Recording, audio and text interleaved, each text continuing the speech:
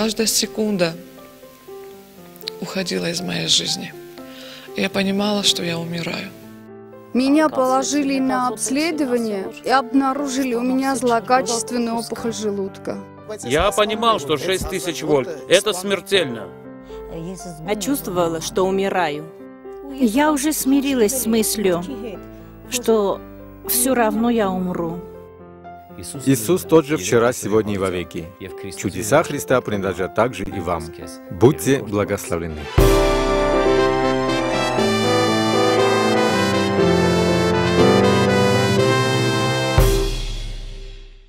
Փառք Տիրոջը, չկա ավելի հրաշալի բան, երբ որ Տերը իր հրաշքներն է անում։ Մենք ապրում ենք այսօր մի աշխարհում, գիտեք, աշխարհը ամեն ձև կարելի է կոչել, բայց ես կուզում եմ կոչել այսօր հրաշքների աշխարհ։ Չկա ժամանակ, եթե Տիրոջ հետ լինես, Տիրոջ հետ ընկերություն անես եւ Տիրոջ խոսքի մեջ մնաս, որ քո կյանքում հրաշք չկատարվի։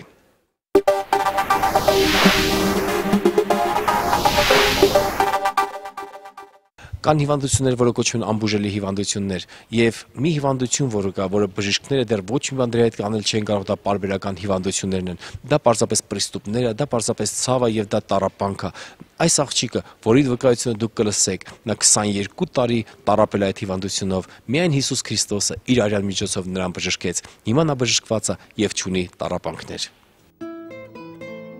1981 թվականին Պետրոսյանների ընտանիքում ծնվեց միակ երեխան՝ Արմինեն։ Ինչպես յուրաքանչյուր ծնող, նրա ծնողները նույնպես շատ ուրախ եւ երջանիկ էին, ունենալով մեծ ցանկություններ ու սպասումներ նրա ապագայի համար։ Բայց դեռ շատ չանցած, ընդամենը 8 ամսական հասակում երեխան հիվանդացավ երևանյան հիվանդությամբ։ Ես երկար տարիներ իրականում շատ եմ տանջվել այդ հիվանդության պատճառով, ինչ փորձարկումներ ասես, ինչ բժիշկի մոտ ասես, որ չեմ եղել։ Բոլորը խոստացել են, որ կբուժեն, բայց տենց էլ արդյունքի ոչ որ չի հասել։ Ու ինձ միշտ ասել են, որ դու երևանյան հիվանդ ես, բայց ես չեմ համաձայնվել այդ մտքի հետ ու միշտ պայքարել եմ, որ իմ համար դժվար է եղել ընդունել այդ միտքը, որ ես հենց այդ հիվանդն եմ։ Արմինեին ճանաչում եմ 4-5 տարի, գիտեի, որ ասենք հիվանդ է, բայց չգիտեի իրական հիվանդության պատճառը, որ իմանամ ոնց է, գիտեմ մրսել է, պետք է ապաքինվի ու զարմանում էի, որ նույնիսկ ամիսով ինքը անկողնու մեջ է, ասում էի Արմին, միթե դեռ անկողնու մեջ ես դու, ու զարմանում էի, ոնց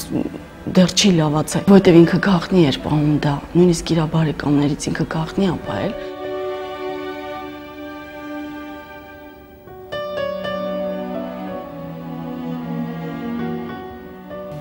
Մեր դիտարկված այս հիվանդը ասում բավականին տիպիկ բնորոշ ընթացքով պարբերական հիվանդությամբ տառապող է։ Պարբերական հիվանդությունը դա ժառանգական հիվանդություն է եւ պայմանավորված ընդամենը մեկ գենով։ Բայց մարդը կարող է հիվանդանալ այս հիվանդությամբ միայն այն դեպքում, երբ որ եւ հայրական կողմից է ստանում փոփոխված, այսպես կոչված մուտացիայի ենթարկված գենը, եւ մայրական կողմից։ Եվ ժառանգելով այդ գենը, այս հիվանդությունը, մարդը կարող է ամբողջ կյանքի ընթացքում նույնիսկ որևէ նոպաներ, որևէ ցավեր չունենալ։ 15% դեպքերում այդպես է լինում, բայց մնացած դեպքերի գերակշռող մեծամասնությունում որևէ տարիքից սկսվում են պարբերական հիվանդության նոպաները։ Նրանք կարող են լինել որպես որովայնի կրկնվող ցավեր, որոնք տևում են մի քանի օրից, սովորաբար մի քանի օր, մի քանի ժամից մինչև 6 օր կարող է տևել։ Երևանյան հիվանդությունը սկզբում որ սկսում է ցավալ, դու միջև արդեն նոպայի մեջ ընկնելը դու արդեն գիտես, որ պետքա ցավա։ Քո որովայնի տարբեր շրջաններում սկսում է թեթևակի ցավ, սենց շատ ճիշտն ասած շատ տարօրինակ ցավ է սկսում առաջանալ ու կամաց քո որովայնի շրջանում սկսում է ձգվել ու ամբողջ այդ որովայնը ոնց որ մեկը քեզ հետ է քաշում, ասենց հետ ես գնում ամբողջությամբ ու կռացած ես ման գալիս։ Ու ճիշտն ասած տարբեր մարդկանց մոտ տարբեր ձև է լինում, մարդկա իր մոտ տևում է դա 5 օր, մարդկա 1 օր, մարդկա 3 օր, իմ մոտ դա տևում էր 1 ուղիղ օր 24 ժամ։ Ու շատ սարսափելի ցավեր էր, այն աշճան որ դու ինչ ասեին այդ պահին կանեիր միայն թե չցավա ու ահա որ գոռոցներով, ճիչերով անցկացնում էի այդ օրը։ Ամենակարևորը այս հիվանդության ոչ թե նոպաներն են, որոնք որ կարող են տարբեր տարիքից սկսվել, տարբեր տարիքներում ունենալ տարբեր հաճախականություն, ինտենսիվություն եւ կարող են նույնիսկ որոշակի տարիքից սկսած վերանալ այդ նոպաները, կարող են նոպաները տարիներով վերանալ, նորից սկսվեն, դա էական չէ։ Էական այն է, որ այս հիվանդության տառապողները եւ նոպաներ ունեցողները եւ առանց նոպաների հիվանդները ենթակա են երիկամների վնասմանը, այսպես կոչված ամիլոիդոզի, որը որ ախտահարում է համարյա բոլոր օրգանները, բայց հիմնականում գերազանցապես երիկամը։ Արմինեն նույնիսկ վկայում էր մի օր, որ երբ որ բռնում էր իր այդ ցավերը, նման էր նրան, որ դևերը կծոտում են, ինչ որ այսպես մկաններից բռնում են ու բաց չեն թողնում, ինքը այդ կծելու պահը տանջվում էր, ահա որ ինքը կծկվում էր այդ ցավից, նորմալ նույնիսկ չէր կարողանում, ինքը քայլեր, պահեր լինում, որտեվ երբ որ հիվանդ էր լինում, շատ օրեր անցկացնում էր անկողնում, սնվելը նույնիսկ ամեն ինչ անկողնում, ետ տալը, փսխելը նույնիսկ անկողնուց ինքը դույլի մեջ, ես վկա եմ եղել, թե ինչպես էր ինքը ետ տալիս, այդ տարիների կուտակված դեղերը, որ ինքը խմել է։ Երբ որ սկսում է այդ ցավերը, քո տրամադրությունը մի անգամից իջնում է 0-ի, դու իրականում չես տենում ոչ մի լույս, տեսնում ես միայն խավար, դա քո հոգու մեջ է կատարվում իրականում, դու անգամ ապրելու ցանկություն չես ուզում, քեզ համարում ես կործանված ու վերջացած մարդ ես աշխարհի մեջ, որտեվ ամեն անգամ այդ ցավերը քեզ ստիպում է, որ դու տենց մտածես, որտեվ երբ որ դու ուզում ես աչքերդ բացես կամ շնչես կամ ինչ որ մի կյանքից բան ստանաս, հենց այդ պահին գալիս է այդ ցավը։ Ու իրականում մխրճում է քո ամբողջ կյանքը ու սևացնում է այն։ Այդ ցավերի ժամանակ իրականում դու չես մտածում ոչ մի լավ բանի մասին, դու ուղղակի հապճեպ ուզում ես վերջ դրվի այդ ցավերը ամեն գնով։ 22 տարվա մեջ իմ մոտ այնքան շուշուտ է դակրկնվել այդ հիվանդությունը։ Օրինակ մարկա ամիսը 1 է սկսում, իսկ իմ մոտ դա կարող լինել շաբաթը 1, 2 շաբաթը 1, ցանկացած պահի դա կարող սկսել ամենալավ պահի, ոնց որ լինում է չէ, պահեր, երբ որ քո կյանքում երջանիկ պահեր ես դու համարում, ու հենց այդ պահին կարող է ցավը սկսել ու փչացնել ամեն ինչ։ Անցած տարի իր ծննդյան օրը ես մի քիչ շուտ էի գնացել, որ օգնեմ իրան գործերի մեջ, պետք է հյուրեր գային ու շատ անակնկալ ձևով ինքը վատացավ, որտեվ իրոք դա պահ էր լինում, որ լավ էր ու միանգամից էր դա սկսվում։ Երբ որ հյուրերը իր բարեկամներից, հորաքրոջ աղջիկներն էին եկել, ինքը պետք է իր երեկոյան զգեստը հագներ ու վատացավ ինքը։ Ու քանի որ իր բարեկամները չգիտեին, որ ինքը հիվանդ է, ծածուկ էր պահում, խնդրեց, որ ես բաղացնեմ իր հյուրերին, մինչև ինքը պատկերացրեք կես ժամ համարյա ինքը սենյակից դուրս չէր գալիս, դե բարեկամների հյուրերը չգիտեն ինչ պատճառով ինքը դուրս չի գալիս սենյակից, ինքը մնում էր այնքան մինչև լավանա ու դուրս գա։ Ու նույնիսկ երբ որ փոքր ինձ ասում էին գլաններն է պատճառ այդ ցավերի, իմ գլաններն էլ հեռացրեցին, ցավերը չանցավ։ Հետո ասեցին կույրաղիքն է պատճառը, կույրաղիքն էլ հեռացրեցին, նորից ցավերը չանցավ։ Հետո ասեցին դեղերն է պատճառը, որ այդքան երկար տարիներ ինքը խմել է, դեղերն էլ անցավ, դեղերն էլ փխսելու միջոցով դուրս եկավ, էլի չանցավ այդ ցավերը։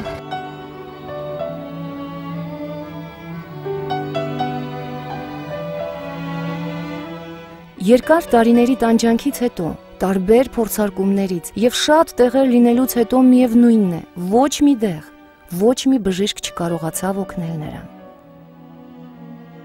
Ես նախավերջի անգամ դիմել եմ մի հատ բժշկի մոտ, որ իրեն բուսաբուժ էր համարում։ Ինքը ես որում գնում էի այդեն սարսափելի ցավերի մեջ, ինքը ինձ ասում էր մի բաժակ արախ խմի այդ պահին, որպեսզի քո ցավերը ոնց որ թեթևանա էլի։ Ու այդ մի բաժակը դառավ լիտրուկես, որտեղ գալիս էր պահ, երբ որ այդ մի բաժակ արդեն չէր օգնում, ես անցնում էի երկրորդին, հետո եկավ մի պահ երկրորդն էլ չօգնեց, հասավ նրան, որ ես 2 տարի շարունակ օրվա մեջ լիտրուկես արաղ եմ խմել։ Ու եկավ մի պահ, որ արդեն ցավար ես ուզում էի այդ արաղը։ Ես իմ աչքերը բացում էի, ես արաղ էի ուզում, քնելուց արաղ, ես ավելի շատ արաղ էի խմում, քան ուտում էի։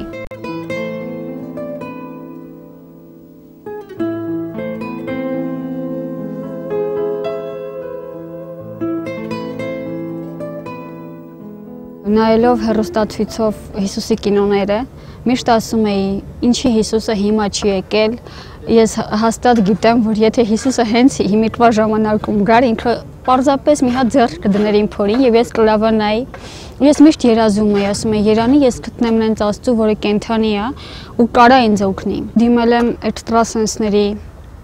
շատ բազմաթիվ էքստրասենսների, դիմել եմ գուշակություն անողներին, շատ տարբեր միջոցների եմ դիմել, բայց ավելի եմ վատացել իրանց դիմելուց հետո, ավելի սարսափելի վիճակի մեջ եմ հայտնվել ու իրականում ես չէի հասկանում որն է ելքը ու վերջապես գտա ելքը։ Ես իրեն հրավիրեցի եկեղեցի ու երբ ես իրեն հրավիրեցի ինքը հիվանդ էր, ես չգիտեի այդ մասին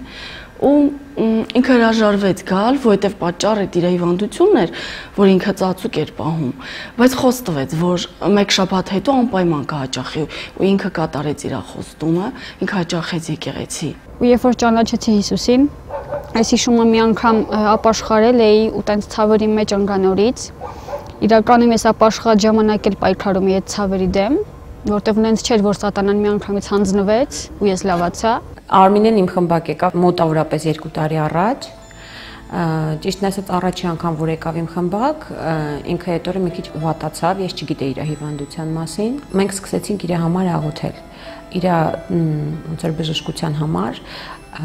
ու ինքը շատ հավատում էր, որ Հիսուսը իրան կբժշկի։ Ինքը գալիս էր խմբակ, հաճախում էր ու այդ ցավերի մեջ ես ասեմ լինում էր օրեր, որ ինքը բաց չէր թողնում խմբակը, ինքը կարող էր անկողնու մեջ անցկացնել այդ օրերը, բայց ինքը գալիս էր խմբակ, որովհետև ինքը հավատում էր, որ կաղոթեն ու ինքը կլինի բժշկված, որովհետև Հիսուսը կարող է միայն իրան բժշկի, որովհետև ինքը շատ էր հաճախել բժիշկների մոտ ու ինքը գիտեր, որ բժիշկները չեն կարող իրան տան այդ բժշկությունը, հեքիմները, բուսաբուժները ոչ մեկ չի կարող տա իրան այն, ինչը կարող է տա Աստված։ Ու ես պահ լինում, որ զարմանում է իր այդ ցավերին նայելով, թե ոնց է ինքը հավատում, որովհետև անընդհատ էր դա կրկնվում։ Երբ որ մենք սկսեցինք աղոթել, ինքը Աստծուց խոսք ստացավ, որ պետքա չօգտագործել այդ դեղերը ու մենակ վստահի Աստծուն։ Ամեն անգամ հենց անալգիրը դնում էի բերանս, որ պետքա ջրով կուլ տամ, հենց այդ պահին Հիսուսն ասում էր՝ «Դու կբժշկվես, չվախենաս»։ Ու հենց իրականում հենց տենց էլ եղավ, ճիշտն ասած ինձ դժվար էր այդ պահերին հավատալը, որտեվ այնքան էր ճնշումը, որ պահ էր գալի դու արդեն չէիր էլ հավատում Հիսուսի խոսքերին, ոչ թե որ Հիսուսին չես հավատում, այլ արդեն այդ իրավիճակը թույլ չի տալիս քեզ ամեն մի խոսք ընդունել իրականության նման։ Ու իրականում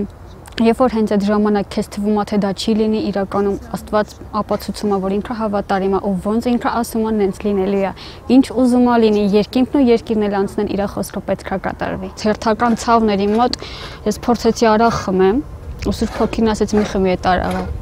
Ես կարամ քեզ ցավազրկեմ։ Ու հենց ես հնազանդվեցի ու չխմեցի այդ օղին,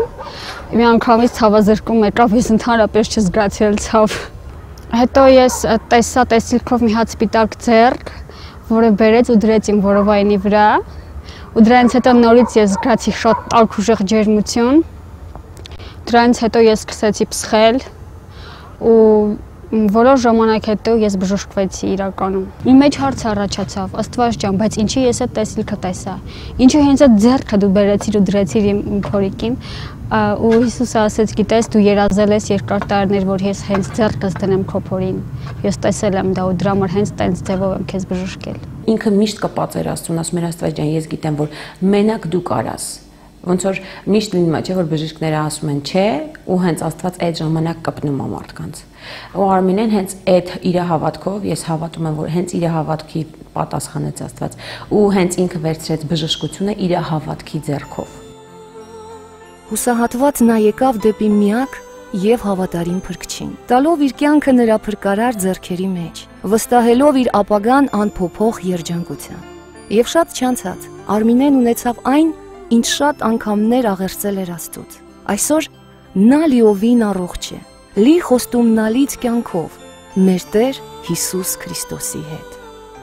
Իրականում շատ շնորհակալ եմ իմ Աստծուց, շատ շնորհակալ եմ ու գոհ եմ իրան ամեն ինչի համար, իրականում սկսված առաջի օրվա ապաշխարությունից ես հավատում եմ մինչև կյանքի վերջ հրաշքներն են հետևել ինձ ու կհետևեն։ Ես իրականում շատ շնորհակալ եմ իրանից, որ ինքը միակ արարիչն է ու հրաշագործն է ու ինքը շատ բարի է ու սիրում է մեզ։ Շնորհակալություն Հիսուսին ամեն ինչի համար։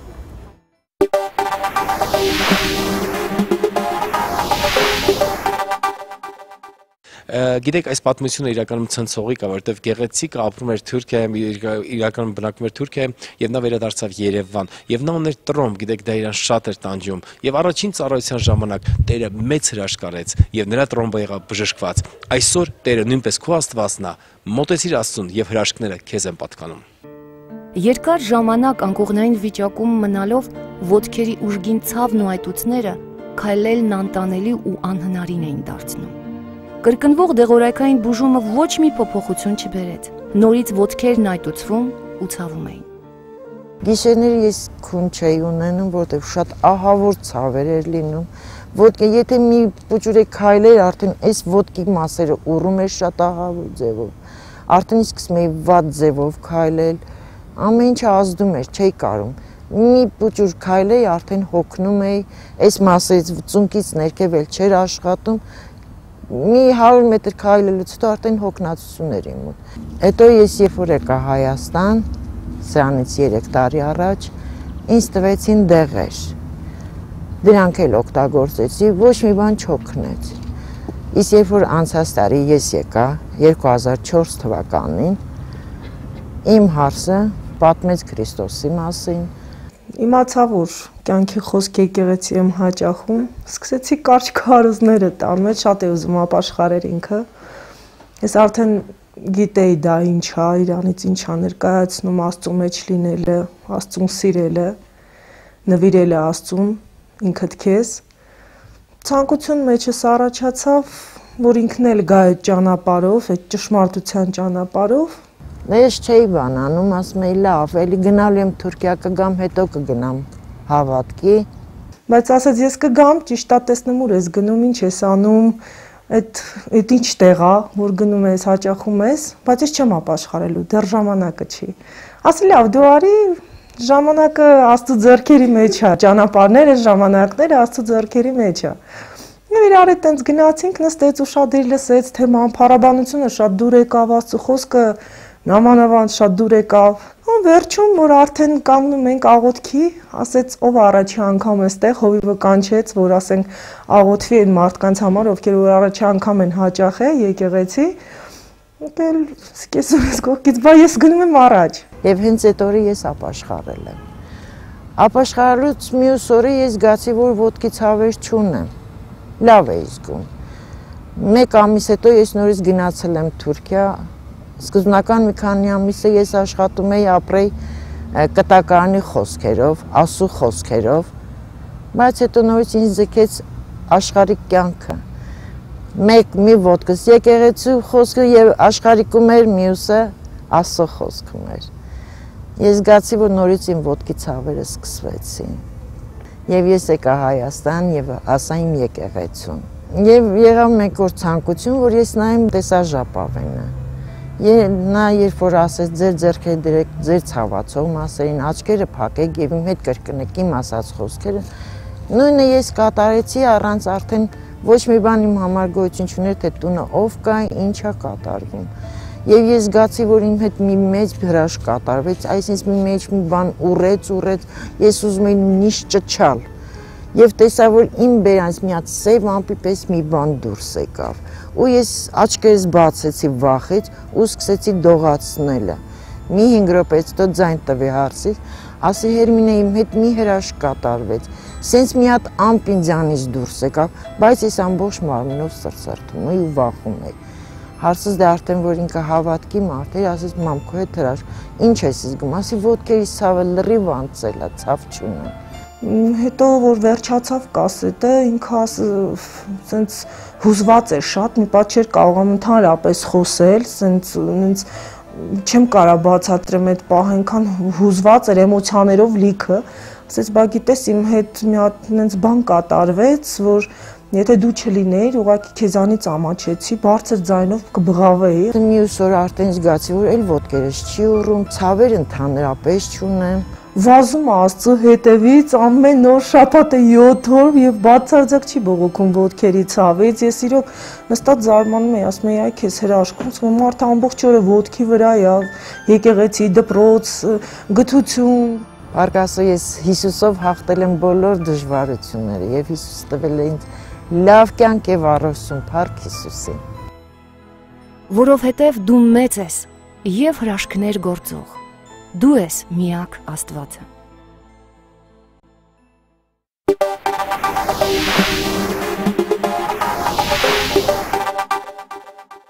Գիտեք, կյանքում ամենասարսափելի բաներից մեկը դա վախն է։ Երևակայի աշխարհում ոչ մի հիվանդություն այդքան մարդու կյանք վնասի չի բերե, ինչքան վախը։ Բայց մենք գիտենք, որ Աստված ազատագրում է վախից։ Գիտեք, աչքարու դեպք է Ստելայի պատմությունը։ Ես մտածում եմ, եթե դուք տեսնեք Ստելայի պատմությունը, ձեզ համար կլինի վկայություն, որովհետև մենք հաղթում ենք մեր վկայության խոսքերով։ Եթե դու ունես վախ, նայելով այս հաղորդումը, պարզապես ազատագրվի, Տերը նույնպես քո Աստվածն է։ 8-րդ դասարանում Ստելան հիվանդացավ այնպիսի վիրուսային հիվանդությամբ, որով հիվանդանում են համարյա թե բոլոր մարդիկ։ Բայց չգիտես ինչու անբացատրելի վախ համակեց նրան։ Վախ մահվան նկատմամբ, վախ մենակությունից, մթությունից, վախ վաղվա օրվանից, անգամ սեփական շողքից։ Որ հիվանդացա իմ մոտ վախ էր առաջացել, որ ես պիտի մահանամ։ Վախ էր, որ ուրեմն չեմ լավանա, կմահանամ, վախ էր, եկի ու գիշերները զարթնում էի, այդ տագնապից զարթնում էի ու ամբողջ մարմնով սկսում էի դողալ, սրտս սկսում էր արագ բաբախել, ու այդ պահը անցավ, այնպես պահ եկավ, որ սկսեցի ավելի շատ, սկսեց ուրիշ վախեր առաջանալ, այսինքն ամեն մի սպենց կողեր վախենայ, ջղայնանայ, նյարդայնանում էի վախենում ու սկսում էր ինձ մոտ շատ տհաճ բաներ էր էլի լինում, ոնց որ ինչ-որ մի բան կանգնած լիներ կոկորդի շնչային մասում ես ворցկում էի, նախ ամաչում էի, ես չէի ուզում, որ ինչ-որ մեկը դրա մասին իմանար, ու դրա համար ես բժիշկի չէի գնում, չէի ուզում ինչ-որ մեկը իմանար, որ իմ հետ այդպիսի բաներ ա կատարվում, ու դա շատ երկար տարիներ, սկզբից լինում էր միայն ձմռանը, հետո սկսեց արդեն ամռանը գնալ, ես կուրսեր էի գնում վարսավիրական, ու լինում էր, որ ասենք ամսվա մեջ լինում էր այդ տագնապի մեջ է, որ վայ, հեսա կգնամ ինչ-որ նույնից այդ նույն բանի մեջ կկատարվի, դրսում կկատարվի, ու խորանում էր, դա անգամ եկել էր այն ժամանակ, որ անգամ տնից չէի կարողանում, չէի ուզում դուրս գալ տնից։ Գիշերային մղձավանջը քուն չէր թողնում մոտենա նրա աչքերին, իսկ օրը բացվելով միևնույնն է, ոչինչ չէր փոխվում։ Վախի սարսափը պարուրել էր նրան, կապանքներով կապել այնպես, որ նա ինքնակամ բանտարկված էր իր իսկ սեփական տանը։ Ես չէի հասկանում մենք ինչա կատարում։ Ես անգամ ինքս ինձ էի կոծի, ես չգիտեի ով եմ, ինչի համար եմ էլի, արդեն հոգնել էի։ Ու մի օր մամաս ասեց, առաջարկեց, մայրիկս ասեց, իմ քերիս շատ շուտվանից գնում էր եկեղեցի, ինքը գայս էր մեզ բարինուրը միշտ ասել է։ Ասեց կանչեն քերին, կգնաս իրանց մոտ։ Գնա իրանց մոտ։ Ես ճիշտ ասած շատ վատ զգացի, ես չէի ուզում այդ ժամանակ ինձ դուր չեկավ այդ առաջարկը։ Իմ քերին եկավ մեր տուն ու որ ինքը ինձ ասեց ուզում ես Հիսուսին տեսնես։ Ես սկսեցի լացել, որովհետև իմ մոտ վախն էր, ես չէի կարողանում, չէի կարողանում ասել հա, որովհետև վախենում էի դուրս գալ։ Ու ինքը աղոթեց իմ համար, ես ապաշխարեցի, ինչ որ խաղաղվեց իմ մեջ, ինչ որ լույս եկավ իմ մեջ։ Լույս եկավ իմ մեջ, ու ես չհասկանալով թե ոնց եմ ասում, ես գալիս եմ քո հետ։ Ու իմ մաման է զարմացավ, որ ես տենց որոշեցի, որ ես գալիս եմ քո հետ, էլի, այդ վախը ընդհանրապես անցավ իմ մեջից։ Ու ես այդ օրը եկա, ու որ մտանք եկեղեցի, իմ ցնծում էր, ուղղակի սիրտս ցնծում էր, ես դրախտ էի ընկել, ոնց որ ես դժոխքից գայի դրախտ։ Հիսուսը կպավ իմ սրտին, ու ես նա հրաշք արեց ուղղակի իմ հետ։ Փառք Աստծուն, փառք Հիսուսին, ինքը փրկեց ինձ դժոխքից դեպի կյանք։ Աստված լսեց նրա աղոթքները, ազատեց նրան այնպես, որ հիմա նրա սիրտը ուժգնորեն բաբախում է կրծքում ոչ թե մահվան դիվային վախից, այլ աստվածային գերագույն սիրուց։ Լցնելով նրա կյանքը անսահման ուրախությամբ։ Թեև գնամ մահի շուքի ձորում եմ, չար բանից չեմ վախենա, որովհետև դու ինձ հետ ես։ Հիսուսը նույնն է երեք, այսօր եւ հավիտյան։ Նա բժշկում եւ ազատագրում էր երեք, բժշկում եւ ազատագրում այսօր եւ կբժշկի եւ կազատագրի վաղը։ Եթե հիվանդ ես, իմացի Քրիստոսը քո Աստվածն է եւ քո հիվանդությունները նա վերցրել է խաչի վրա, որպեսզի դու առողջ լինես եւ փրկված լինես։ Եղիր օրհնված, վայելիր Տիրոջ կյանքը։ Ամեն։